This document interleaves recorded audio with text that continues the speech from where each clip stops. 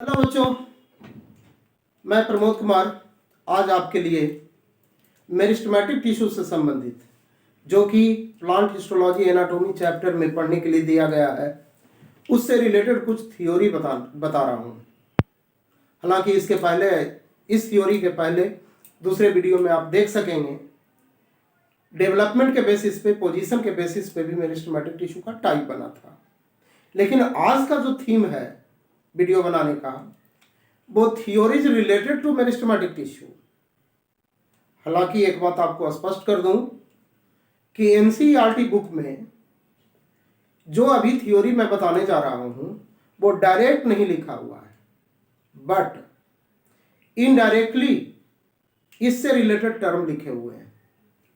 इसलिए जो मैं यहां बताऊंगा उसको बड़े मन ध्यान से सुनिएगा और सीख जाइएगा, जिससे क्या बेनिफिट मिलेगा आपको। जो इनडायरेक्टली टर्म लिखे हुए हैं एनसीईआरटी में या जब आप परमानेंट टिश्यू पढ़ना शुरू करेंगे वहां पे एक काम देगा जो अभी मैं थ्योरी बताऊंगा। लेकिन थ्योरी भी कई टाइप्स के हैं, जिसमें से मुख्य रूप से मैं 3 ही थ्योरी बताऊंगा जो कि आपके बुक में जो स्पेशल टर्म या स्पेसिफिक टर्म दिए हुए हैं वो आसानी से पकड़ में आ जाएंगे। जिसमें से देखो, मैं बोर्ड पे चलता हूं कौन कौन से थ्योरी बताना पड़ेगा मुझे। जिसमें पहला थ्योरी का नाम है एपिकल सेल थ्योरी। पहला थ्योरी को क्या बोलोगे? एपिकल सेल थ्योरी, या इसको हम क्या बोलेंगे? Single cell theory. Single cell theory. दूसरा थ्योरी का नाम है हिस्टोजेन थ्योरी। सेकेंड थ्योरी का नाम बताया गया है हिस्टोजेन थ्योरी। और थर्ड थ्योरी है जिसका नाम है टूनिका कॉर्पस थ्योरी। ये 3 ही थ्योरी यहाँ पे बताऊंगा। हालांकि और भी बहुत सारे थ्योरी हैं, लेकिन इन थ्योरी को आप गेट हार्ट जरूर कर लें, जो कि आगे पढ़ने में आपको बहुत ही सुविधा देने वाली है। तो देखो, ये जो एपिकल सेल थ्योरी है इसको नैगली नाम के साइंटिस्ट ने कंफर्म करा था। हिस्टोजेन थ्योरी को हेंस्टेइन नाम के साइंटिस्ट ने कंफर्म करा था। और इसी तरह से टूनिका कॉर्पस थ्योरी को स्मिथ नाम के साइंटिस्ट ने बताया है। स्कीमिडट, इसको लिखोगे स्कीमिडट के रूप में, बट पढ़ोगे स्मिथ के रूप में, ठीक है। तो स्मिथ, हेंस्टीन और नैगली, ये 3 साइंटिस्ट हैं। हालांकि एनसीईआरटी में ये तीनों साइंटिस्ट का कोई चर्चा नहीं है, मैंने यूं ही लिख दिया है। अब इसके बाद देखो, मैं पहला चलता हूं एपिकल सेल थ्योरी में। तो एपिकल सेल थ्योरी में इस नैगली के अनुसार देखोगे तो किसी भी प्लांट के एपेक्स पे जो मेरिस्टेमेटिक सेल होते हैं वो ओनली सिंगल प्रेजेंट होते हैं। Only one cell which are dividable. केवल एक सेल होता है अपेक्स पे प्लांट का जो कि डिवाइडेबल होता है, मेरिस्टेमेटिक होता है, और यही सेल प्लांट के ग्रोथ के लिए रेस्पॉन्सिबल होता है। ऐसा नैगली ने बताया। और बताया क्या नैगली ने कि यह जो थ्योरी एपिकल सेल थ्योरी या सिंगल सेल थ्योरी है यह एप्लीकेबल होगा आपको थैलोफाइटा में, थैलोफाइटा ग्रुप में, इसी तरह से ब्रायोफाइटा ग्रुप में, ब्रायोफाइटा एंड टेरिडोफाइटा के लिए, टेरिडोफाइटा के लिए। ओके, जो भी एल्गी होंगे, फंजाई होंगे, ब्रायोफाइट्स होंगे, टेरिडोफाइट्स होंगे, इन सभी के लिए यह थ्योरी एप्लीकेबल होगा। लेकिन यहाँ पे थोड़ा सा मैं प्लांट किंगडम का चर्चा कर दूं क्योंकि ये सभी टर्म आ गए हैं। तो देखो, प्लांट किंगडम जैसे ही पढ़ते होगे तो सबसे पहले उसे 2 ग्रुप में बांटा गया होगा, क्रिप्टोगैम्स एंड फेनेरोगैम्स। क्रिप्टोगैम्स में आपको पता ही है कि वैसे प्लांट आएंगे जिसमें कि फ्लावर और सीड नहीं बनते हैं, जबकि फेनेरोगैम्स में वैसे प्लांट आते हैं जिसमें फ्लावर और सीड बनते हैं। इस तरह से क्रिप्टोगैम्स को फर्दर 3 सब ग्रुप में बांटा गया है, जिसमें पहला का नाम थैलोफाइटा है, दूसरे का नाम ब्रायोफाइटा, तीसरे का नाम टेरिडोफाइटा है। ये डेवलपमेंट के, प्लांट के डेवलपमेंट के बेसिस पे करा गया है। वो प्लांट किंगडम में बेहतर रूप से आप पढ़ेंगे, डिटेल पढ़ेंगे। लेकिन जो फेनेरोगैम्स दूसरा बच गया जिसमें कि फ्लावर और सीड बनता है, उसको भी 2 सब ग्रुप में बांटा गया है, जिसमें एक का नाम होता है जिम्नोस्पर्म और दूसरे का नाम होता है एंजियोस्पर्म।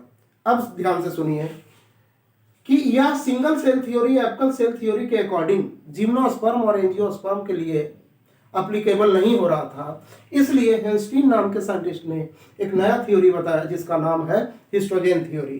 तो हिस्टोजेन थ्योरी में क्या बताया हेंस्टीन ने, उसको समझने का कोशिश कीजिए।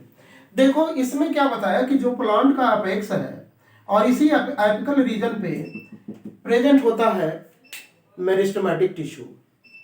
तो ये जो अपेक्स देख रहे हो जहां मेरिस्टेमेटिक टिश्यू प्रेजेंट है, वह मेरिस्टेमेटिक टिश्यू को हेंस्टीन नाम के साइंटिस्ट ने 3 जोन में बांट दिया। कितने जोन में बांटा? तो 3 जोन में बांट दिया।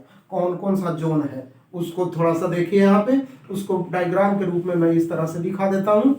इस तरह से देखो, इस अपेक्स को यहाँ बनाया है इस तरह से, first zone, second zone and third zone, 3 zone आपको दिख रहा होगा। मैं लेबलिंग भी कर देता हूँ, फर्स्ट जोन, सेकेंड जोन और थर्ड जोन के रूप में। अब यहाँ पे जो ए निकला हुआ है बाहर की ओर, ये तो लीफ प्रिमोडिया है। जो लीफ सबसे पहले बनता है, फर्स्ट लीफ, उसी को लीफ प्रिमोडिया के नाम से जानते हैं। तो लीफ प्रिमोडिया के बगल में ही जो मेरिस्टेमेटिक टिश्यू है अपेक्स पे प्रेजेंट, उसको 3 जोन में बांटा गया है। तो इस 3 जोन में जो फर्स्ट जोन होते हैं उसका नाम रखा है डर्मेटोजेन, या इसी का दूसरा नाम होता है क्या चीज? प्रोटोडर्म। इसी तरह से सेकंड जोन को देखोगे तो इसको पेरिब्लेम कहा जाता है, पेरिब्लेम। और जो थर्ड जोन होते हैं इसे प्लीरोम के नाम से जानते हैं। इसे क्या कहोगे? प्लीरोम के नाम से जानोगे। ये 3 जोन में बांट दिया मेरिस्टेमेटिक टिश्यू को। किसने? हेंस्टीन ने। अब डर्मेटोजेन के बारे में बताया कि ये जो आउटर जोन है प्रोटोडर्म या डर्मेटोजेन, वह प्लांट के इपिडर्मिस का फॉर्मेशन करेगा। किसको फॉर्मेशन करेगा? इपिडर्मिस का फॉर्मेशन करेगा। ओके। इसी तरह से जो सेकंड जोन है पेरिब्लेम, उसके बारे में बताया कि यह प्लांट के कोर्टेक्स और इंडोडर्मिस का फॉर्मेशन करेगा। कोर्टेक्स एंड इंडोडर्मिस का फॉर्मेशन करेगा, ठीक है। लेकिन प्लीरोम के बारे में बताया कि यह किसको बनाएगा? तो स्टील को बनाएगा।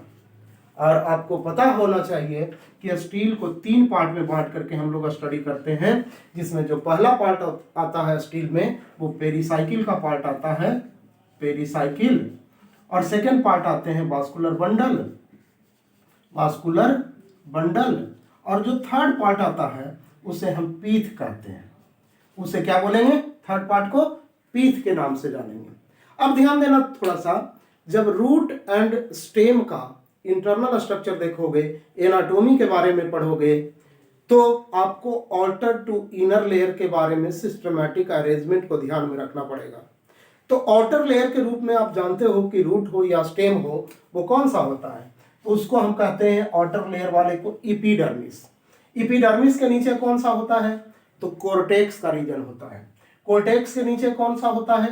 तो इंडोडर्मिस का रीजन होता है। इंडोडर्मिस के नीचे कौन सा होता है? तो पेरिसाइकिल का रीजन होता है। पेरिसाइकिल के नीचे कौन से होंगे? तो वास्कुलर बंडल पाए जाएंगे। उसके नीचे कौन सा होगा?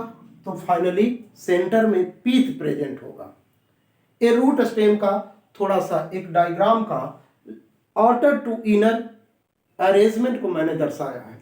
तो देखो यहां भी तो वही बात करा गया है ना, कि जो आउटर टू इनर लेयर जो बन रहे हैं, उस लेयर को इस हेंस्टीन नाम के साइंटिस्ट ने हिस्टोजेन थ्योरी के अंतर्गत बताने का कोशिश करा कि डर्मेटोजेन जो आउटर जोन है मेरिस्टेमेटिक जोन का, वो एपिडर्मिस बनाएगा, जबकि मिडिल जोन कोर्टेक्स और इंडोडर्मिस बनाएगा, इसको और इसको बनाएगा।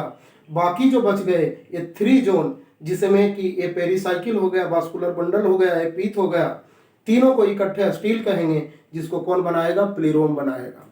लेकिन हेंस्टीन साहब कहाँ फंसे उसको भी बताता हूं, बट उसके पहले यह थ्योरी एप्लीकेबल किसके लिए हो रहा है उसको भी देखना पड़ेगा। तो यह थ्योरी एप्लीकेबल होता है root of both gymnosperm and angiosperm. मतलब कि यह थ्योरी एप्लीकेबल होगा root of gymnosperm and angiosperm दोनों के लिए। इसके साथ साथ शूट के लिए भी एप्लीकेबल होगा, लेकिन जिम्नोस्पर्म के लिए ही ओनली होगा, जबकि एंजियोस्पर्म के शूट के लिए एप्लीकेबल नहीं होगा। एंजियोस्पर्म के शूट के लिए यह एप्लीकेबल नहीं होगा। तो इस कारण से एक और भी थ्योरी बताया गया है जिसका नाम क्या है, ट्यूनिका कॉर्पस थ्योरी। तो अब मैं आगे जो बात करूंगा वो ट्यूनिका कॉर्पस थ्योरी का बात कर लेता हूं। तो इसके लिए भी एक डायग्राम बना लेते हैं ट्यूनिका कॉर्पस थ्योरी के लिए, और आपको कंफर्म करते हैं जो स्मिथ नाम के साइंटिस्ट ने कंफर्म करा है। ओके, तो देखो ट्यूनिका कॉर्पस थ्योरी में स्मिथ नाम के साइंटिस्ट ने क्या करा कि जो प्लांट का अपेक्स होता है, इस अपेक्स को, अपेक्स पे जो मेरिस्टेमेटिक जोन होते हैं, इस मेरिस्टेमेटिक जोन को इन्होंने 2 जोन में बांटा है। जिस तरह से पीछे में एक डायग्राम बनाए थे इस तरह से उसी तरह का बना दे रहा हूं, और इसको 2 जोन में दर्शाया गया है, जिसमें एक आउटर जोन, एक इनर जोन। आउटर जोन को उन्होंने क्या कहा, ट्यूनिका टर्म दिया है, और इनर जोन को उन्होंने क्या टर्म दिया है, स्मिथ साहब ने कॉर्पस जोन दिया है। Tunica layer, corpus layer. तो बताया क्या कि ट्यूनिका लेयर जो होता है आउटर लेयर होता है, और इनके जो सेल्स होते हैं जनरली, इनके जो सेल्स होते हैं सिंगल लेयर में अरेंज होते हैं। तो सिंगल लेयर में अरेंज होने के कारण ये किसका फॉर्मेशन करेगा, तो जनरली एपिडर्मिस का फॉर्मेशन करता है। ट्यूनिका लेयर के जो सेल्स होंगे सिंगल लेयर में अरेंज होंगे, जिसके कारण एक किसका फॉर्मेशन करेगा, एपिडर्मिस का फॉर्मेशन करेगा। बाकी ये multi layered structure, corpus layer जो होते हैं वो मल्टी लेयर्ड होते हैं। और बताया कि जो कॉर्पस जोन होंगे उसके जो डिफरेंट लेयर होते हैं वो डिफरेंट टाइप के टिश्यूज का फॉर्मेशन करेगा, जिसमें कोर्टेक्स भी आएगा, इंडोडर्मिस भी आएगा, पेरिसाइकिल भी आएगा। मतलब कि डायरेक्ट मैं लिख देता हूं स्टील आएगा। स्टील में आपको पता ही है कि पेरिसाइकिल भी है, वास्कुलर बंडल भी है और पीथ भी है। मतलब कि सभी पार्ट का, तो मोस्ट ऑफ द पार्ट का तो कॉर्पस ही फॉर्मेशन कर रहा है, लेकिन ट्यूनिका एपिडर्मिस का फॉर्मेशन कर रहा है। यहाँ पे एक क्वेश्चन और पूछा जाता है कि जो ट्यूनिका होते हैं इनके सेल्स का डिवीजन कैसा होता है, पेरिक्लिनल होता है या एंटीक्लिनल होता है। तो देखो 2 टाइप्स का डिवीजन यहाँ बता रहे हैं, एक पेरिक्लिनल डिवीजन, और दूसरा डिवीजन बताऊंगा एंटीक्लिनल डिवीजन। यहाँ पे दूसरा डिवीजन एंटीक्लिनल डिवीजन। तो पेरिक्लिनल डिवीजन में देखोगे, जैसे यहाँ ग्रुप ऑफ सेल्स को मैं बना देता हूँ, इस तरह से ग्रुप ऑफ सेल्स को बना देता हूँ। तो देखो जो नया सेल्स बनेगा, मतलब ये सेल डिवाइड होकर के ही 2 सेल बनाएगा ना, तो जो नया सेल बनेगा उसमें जो सेल वॉल बनेंगे वो नेबर सेल के पैरेलल न्यू सेल वॉल का फॉर्मेशन होगा। मतलब देख रहे हो न्यू सेल जो बने हैं, जो लग रहा है नेबर सेल का पैरेलल अरेंज है, इसके और इसके, ये सेल और यह सेल पैरेलल अरेंज हो गए हैं। तो ऐसे डिवीजन को क्या कहेंगे, पेरिक्लिनल डिवीजन। पैरेलल अरेंज हुए हैं, पैरेलल अरेंज हो जाते हैं तो पेरिक्लिनल डिवीजन।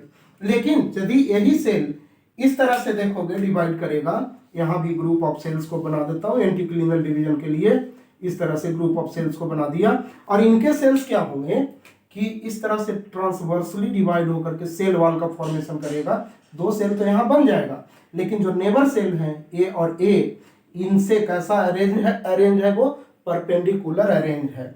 मतलब कि परपेंडिकुलरली न्यू सेल्स अरेंज हो जाएगा अपने पुराने सेल्स के या नेबर सेल्स से परपेंडिकुलर अरेंज हो जाएगा। तो ऐसे डिवीजन को क्या कहोगे, एंटीक्लिनल डिवीजन कहेंगे। तो ये जो ट्यूनिका होता है वो ऑलवेज कैसा डिवाइड होता है, तो पेरिक्लिनल डिवीजन, एंटीक्लिनल डिवीजन करता है। ये ट्यूनिका कैसा डिवाइड करता है, एंटीक्लिनल डिवीजन करता है। जबकि ये जो कॉर्पस होते हैं वो दोनों, उनके कुछ सेल्स एंटीक्लिनल डिवाइड होते हैं और कुछ सेल्स पेरिक्लिनल डिवाइड होते हैं। बोथ एंटीक्लिनल एंड पेरिक्लिनल डिवाइड करेगा। इतना तो पता चल गया होगा। मैं समझता हूं कि इतना तक क्लियर हो गया होगा आपको। यही 3 थ्योरी के बारे में मैं चर्चा करना चाह रहा था। ओके बच्चों, थैंक यू।